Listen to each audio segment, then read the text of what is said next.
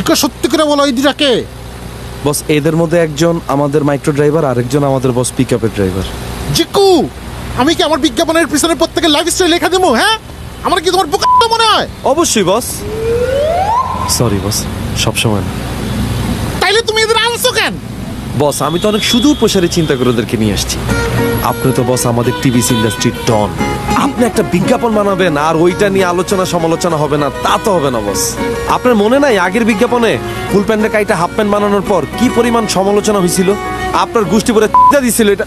Sorry boss, আমি চাইছি বস এহেন যাতে এটা যাতে হয় বস, বুঝছেন?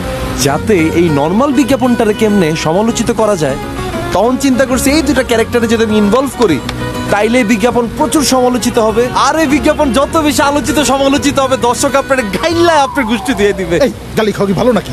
অবশ্যই বস, আপনি যত বেশি গালি খাবেন মনে করবেন আপনি একদম প্রপার রাস্তায় আছেন। আমার তো বস প্রেমের মধ্যে এই দুইটারে দেখা মন চাইতেছে ডিরেক্টরের গাইল্লায় ফাড়ালাই।